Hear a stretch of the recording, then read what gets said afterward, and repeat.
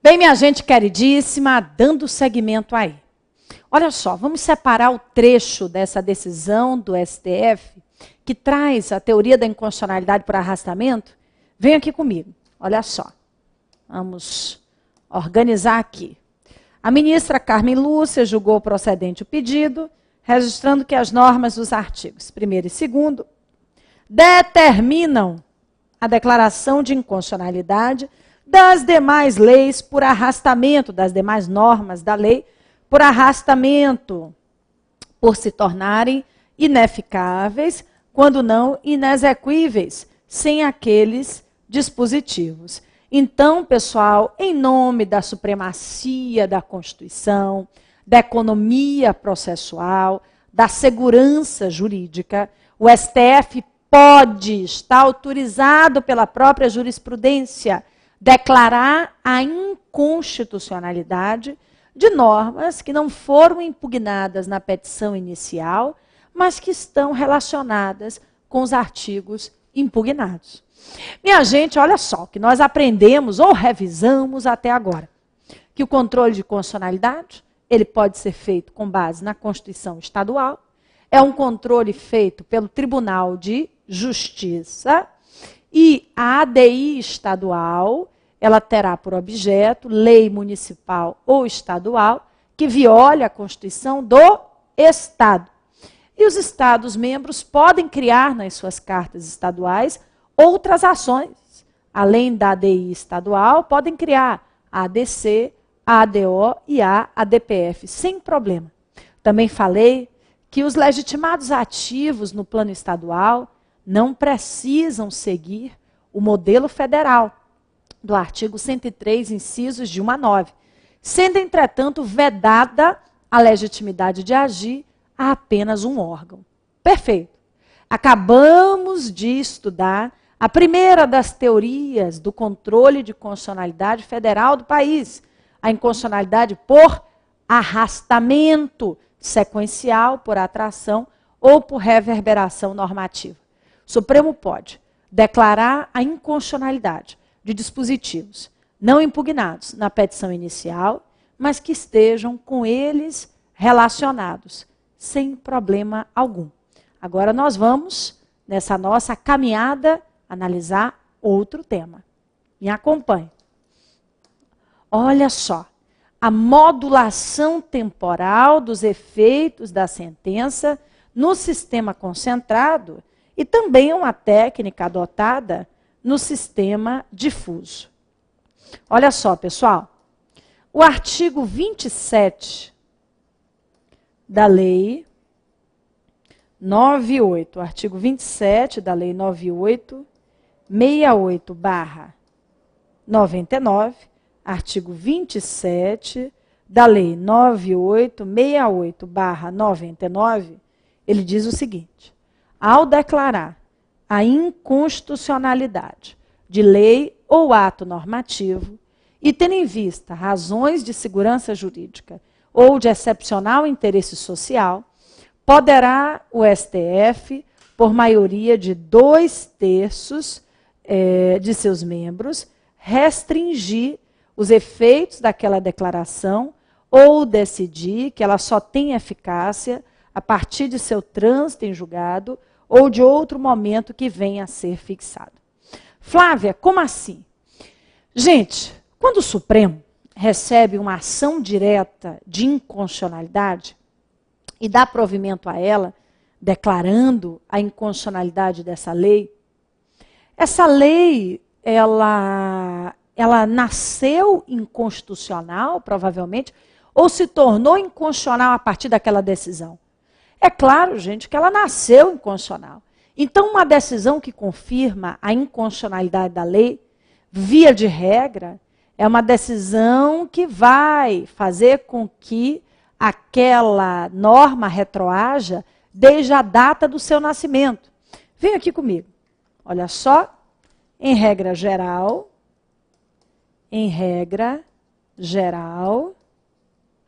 a declaração de inconstitucionalidade, em regra geral, a declaração de inconstitucionalidade da lei gera efeitos ex tunc. Gera efeitos ex tunc. Olha só. A regra geral indica que a declaração de inconstitucionalidade da lei gera efeitos o quê? Ex tunc. Ou seja, a norma é declarada inconstitucional com pronúncia da sua nulidade. Fez sentido? Declarou a inconstitucionalidade da lei. Essa lei era inconstitucional desde o seu nascimento. Os efeitos dessa decisão são retroativos. Em tese, nenhuma relação jurídica que tenha sido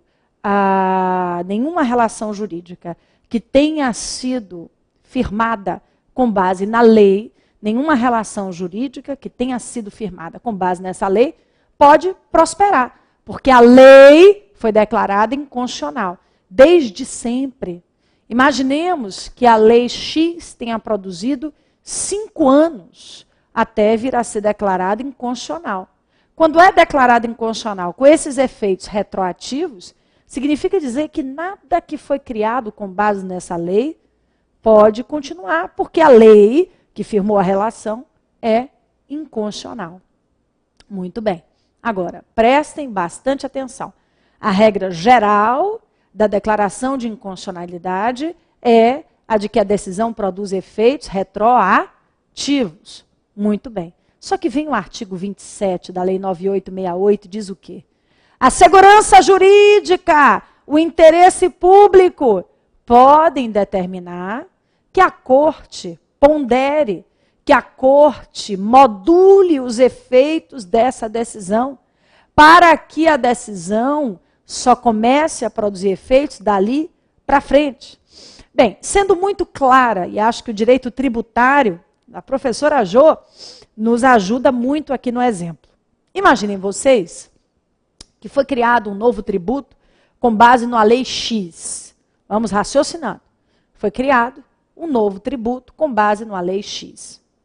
Depois de 8 anos de criação desse tributo pela lei X, 8 anos de contribuição, né, sendo cobrados pelo Estado, depois de 8 anos o Supremo resolve julgar a ação direta que foi proposta contra a lei e declara a lei inconstitucional.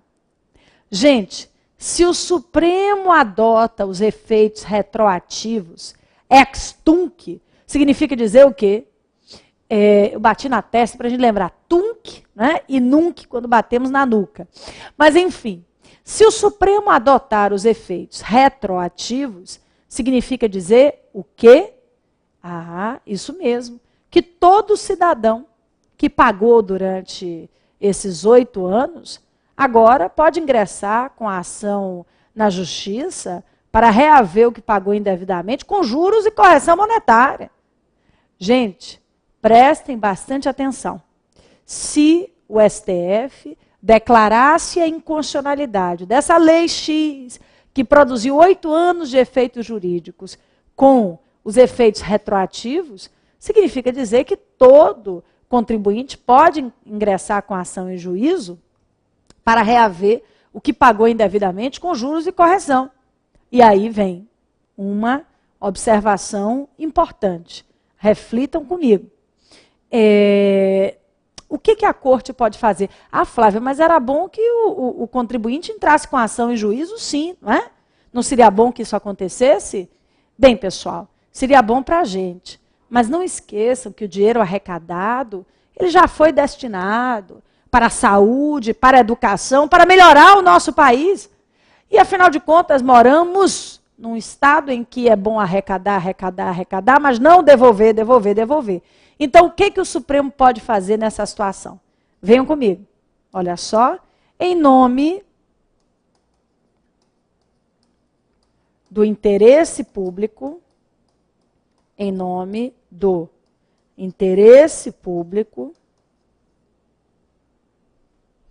e da segurança jurídica em nome do interesse público e da segurança jurídica,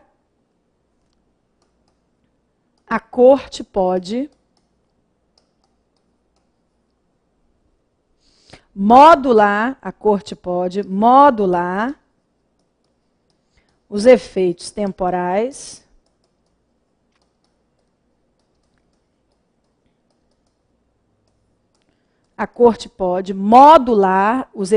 temporais da decisão e decidiram, vamos colocar aqui, e aplicar os efeitos,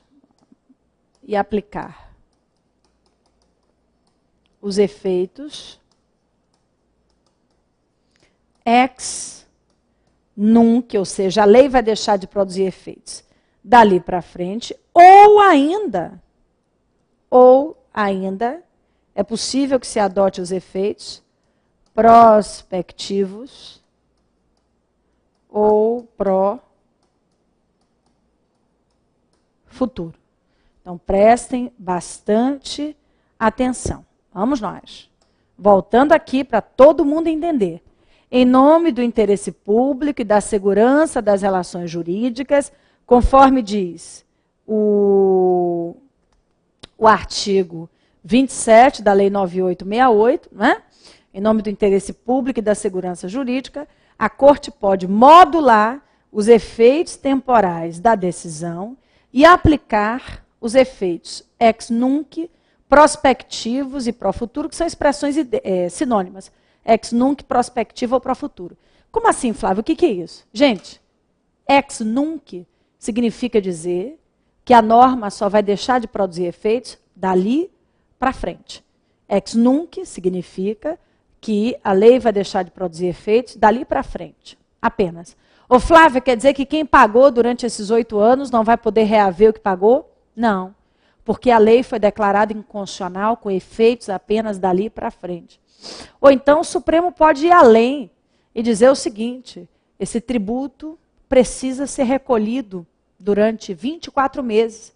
A Corte pode dizer, hoje, que a lei ainda continuará a produzir efeitos durante 24 meses, a contar da decisão, quando então deixará de produzir os seus efeitos. Venham comigo, olha só. Ex nunc significa a partir da decisão.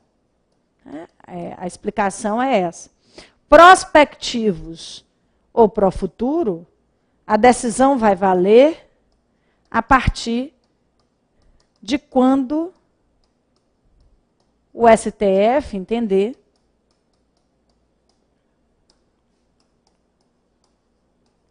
que a lei deve deixar de produzir os seus efeitos jurídicos. Pode ser 24 meses, 12 meses, 3 meses, não interessa. Então, qual é o nosso raciocínio? A regra, quando se declara a inconstitucionalidade no controle difuso ou no controle concentrado, apesar do artigo 27, está na Lei 9868 de 99, que é a lei do controle concentrado, tem se aplicado também ao controle difuso.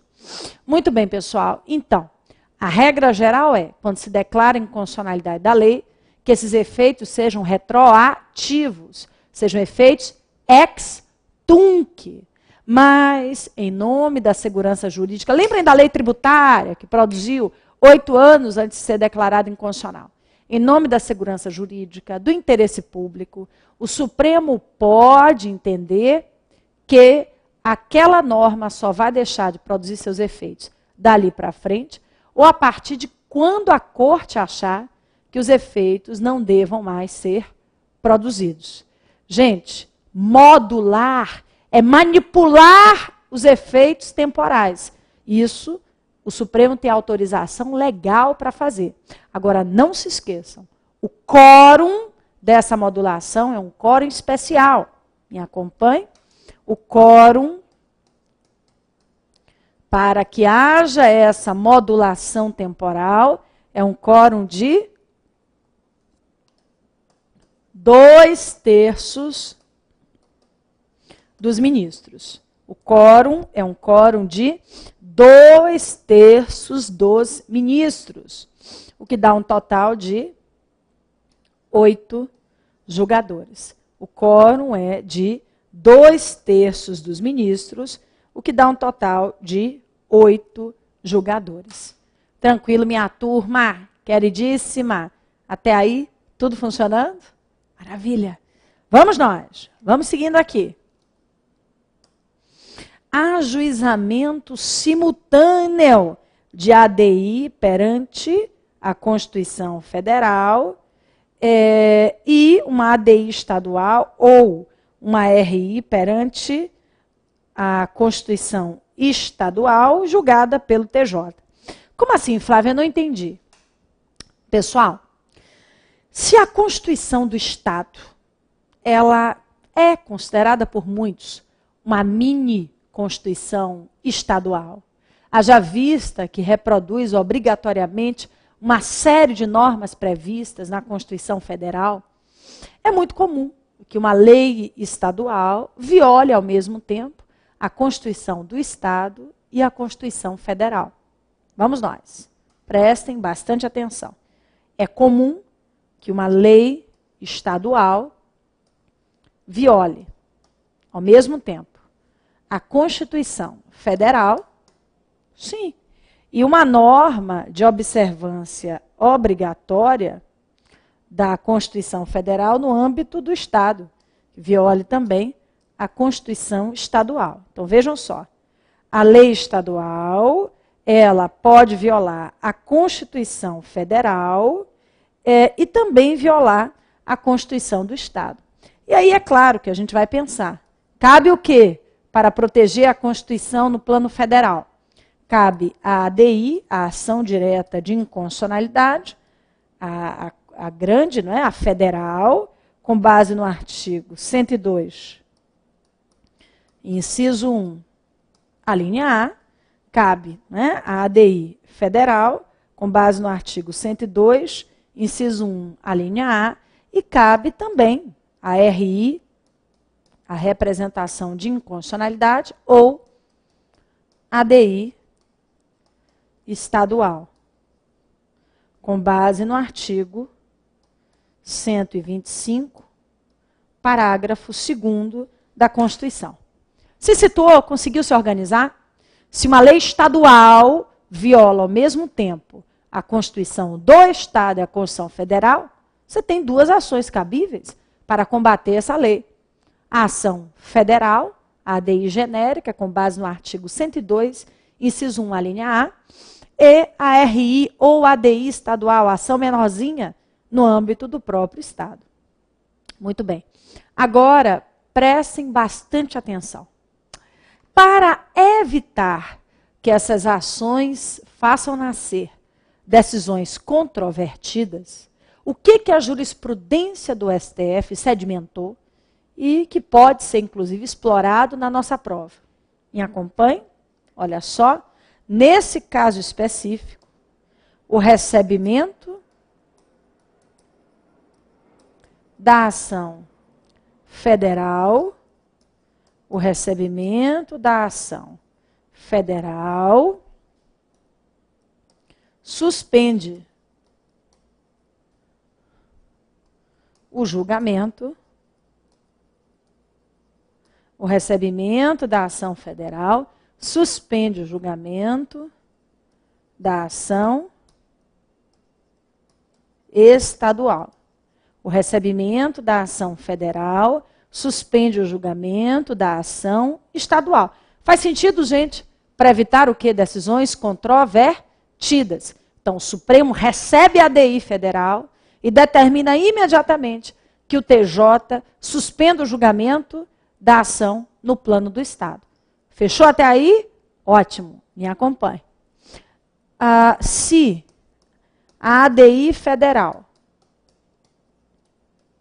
for julgada procedente, Se a ADI federal for julgada procedente,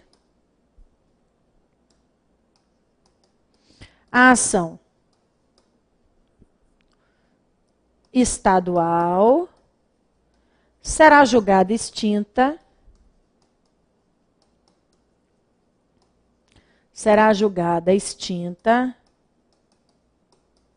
sem decisão de mérito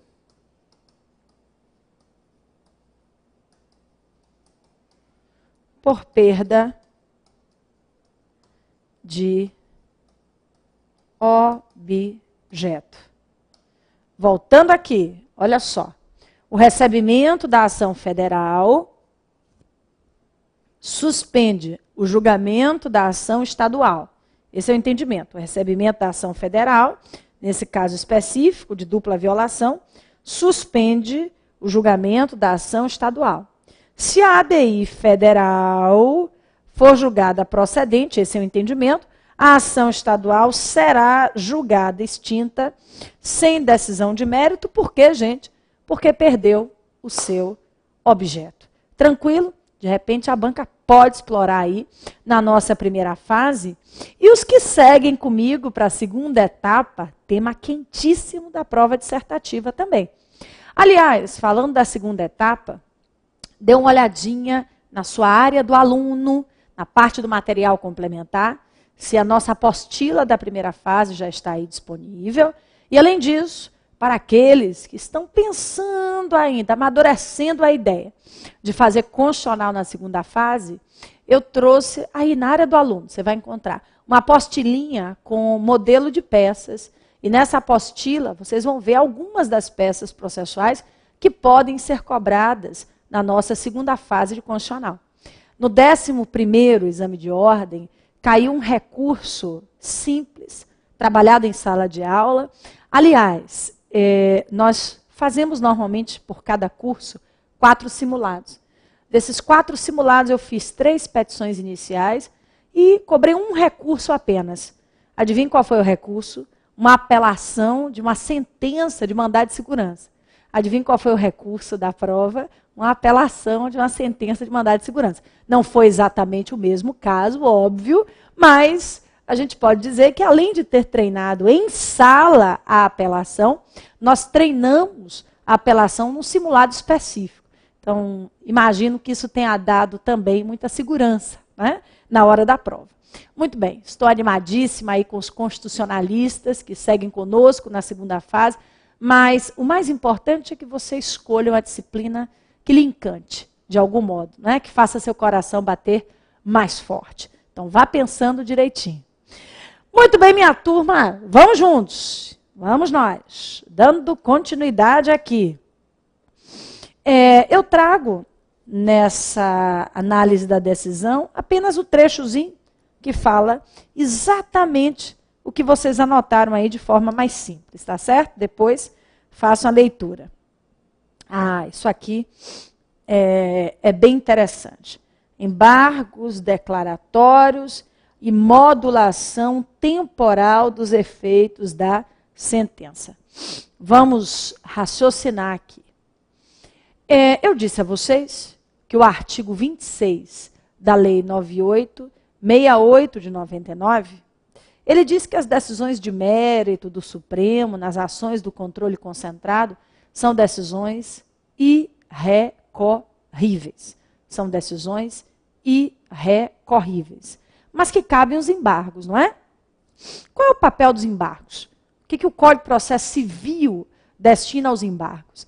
Lá no artigo 535 do CPC, a gente encontra que os embargos vão servir para suprir uma omissão, uma contradição, algum tipo de lacuna na sentença. Muito bem. Vocês lembram do que vimos agora sobre a modulação temporal, não é? A possibilidade de que o STF declare a inconstitucionalidade da lei sem pronunciar sua nulidade. O que é isso? A Corte vai declarar a inconstitucionalidade e dizer que a lei só vai deixar de produzir efeitos dali para frente, ou a partir de quando a Corte achar que os efeitos não devam mais ser produzidos. Muito bem. O que os embargos têm a ver com a modulação temporal. Gente, isso é jurisprudência pura. Prestem bastante atenção, eu vou anotar aqui no nosso caderninho virtual e você vai anotar aí no seu caderninho da matéria. O Supremo tem dito que se o autor, na petição inicial, o autor de uma ação direta de inconstitucionalidade, ele pediu que fosse declarada a inconstitucionalidade com a modulação temporal dos efeitos, então, se o autor da ação direta pedir, na inicial, que a inconstitucionalidade seja declarada com a modulação, e a corte, na decisão final, não faça menção nenhuma a essa modulação, o autor pode, no prazo dos embargos, opor os embargos, pedindo que a corte se manifeste sobre a modulação. Vamos anotar, vai ficar mais claro. Olha só.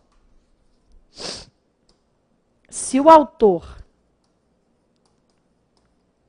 pedir na ação direta de inconstitucionalidade, ele ajuizar a ADI e pedir, né? Se ele pedir na ADI a modulação temporal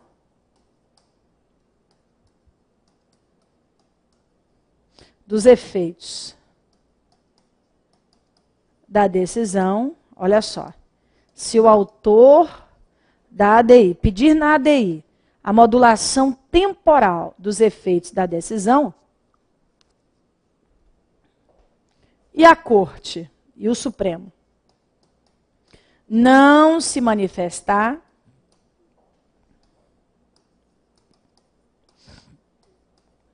sobre o assunto, na decisão final, e o Supremo não se manifestar sobre o assunto, na decisão final, é possível a apresentação dos embargos para essa finalidade.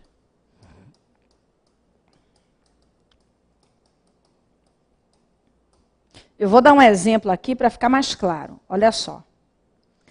A ADI 123, um exemplo. A ADI 123 pretende que seja declarada a inconstitucionalidade, pretende declarar a inconstitucionalidade da Lei W, que é de 2005.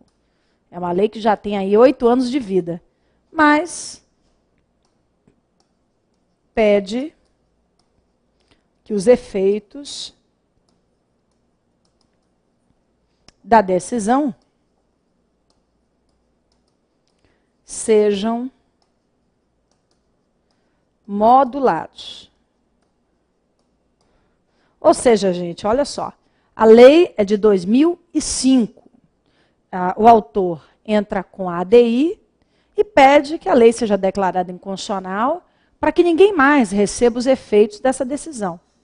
E aí, gente, o Supremo nada diz sobre a modulação temporal. Declara os efeitos em 2013 da Lei Y retroativos. Ou seja, durante 8 anos, tudo que foi feito sob a égide da Lei Y não teve o menor sentido. Me acompanhe? Então, é proposta a ADI 123 para declarar a inconstitucionalidade da Lei Y de 2005 e o autor pede que o Supremo module os efeitos temporais da decisão e a Corte simplesmente não modula, a Corte finge, né, que não precisa analisar essa questão. Muito bem. São cabíveis, olha só, esse é o entendimento do STF, são cabíveis os embargos de declaração para que a Corte se manifeste sobre a modulação. Afinal de contas, é uma omissão na sentença? Uma lacuna? Fez sentido até aí? Ótimo. Mas eu tenho mais notícias sobre esse tema. Daqui a pouquinho, não sai daí não.